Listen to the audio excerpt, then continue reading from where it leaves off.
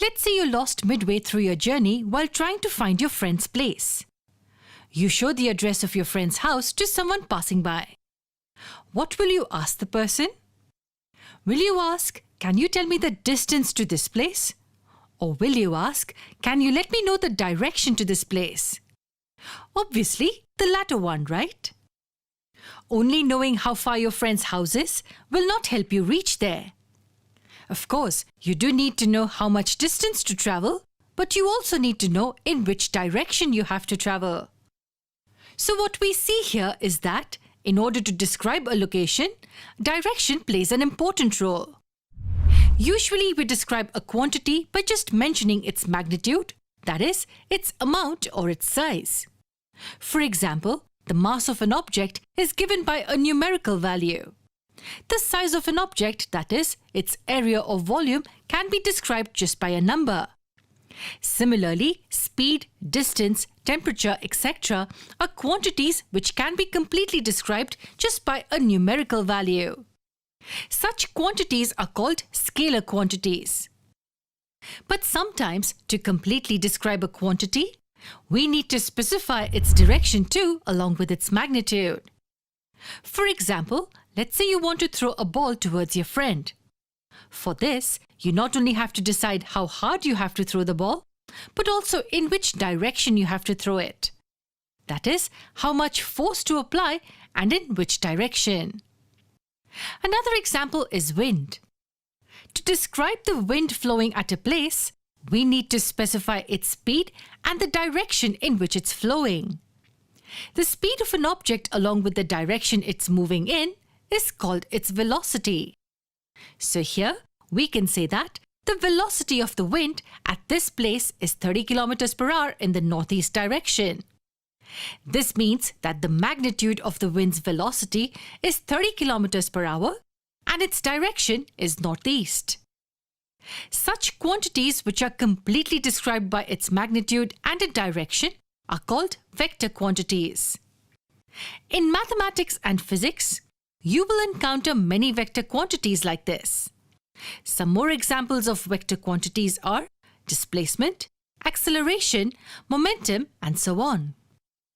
In this video and the upcoming ones, we will understand mathematically what vector quantities are.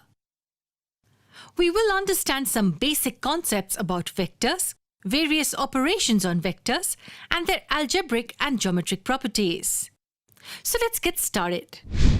Mathematically, a quantity that has magnitude as well as direction is called a vector. Let's consider one abstract example of it.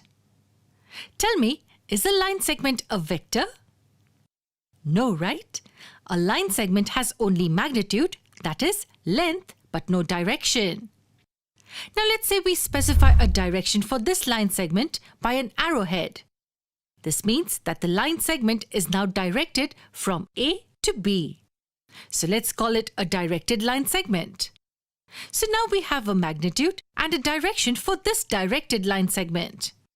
Therefore, we can say that the directed line segment is a vector. We denote it as this. It's called vector AB. The arrow above the letters tells us that they represent a vector. The point A from where the vector AB starts is called its initial point, and the point B where it ends is called its terminal point. The distance between the initial and the terminal points of a vector is called the magnitude or the length of the vector. It's denoted as this, and the arrowhead indicates the direction of the vector. We know that for a line segment, we can show the direction in two ways. So here, instead of this, if we draw an arrowhead like this, then we can say that the line segment is directed for B to A. And thus, we get another vector BA, whose initial point is B and the terminal point is A. It has the same magnitude as vector AB, but is directed in the opposite direction. Usually, to denote a vector, we also use one more notation. Instead of this, we can denote a vector by a lowercase letter with an arrow above it. So this is a vector A with magnitude denoted as this, And this is vector B with magnitude denoted as this. Thus, we see that a directed line segment, which is a simple mathematical entity, is a vector. Now, to represent any vector quantity, we have to state its magnitude and its direction. Hence, to represent it geometrically, we usually use a directed line segment.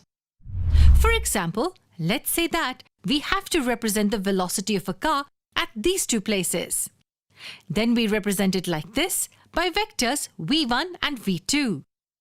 Now, we know that the length of the line segment represents the magnitude of the vector. So, as the speed here is twice than that here, we represent the length of this vector as twice the length than it's here. Thus, we see that if we have a vector quantity d, we can represent it by a directed line segment. That is, an arrow like this. Its length represents the magnitude of the vector and the arrowhead its direction. So in this video, we saw what vectors are and how to represent them. To keep learning such interesting things, do subscribe to our channel.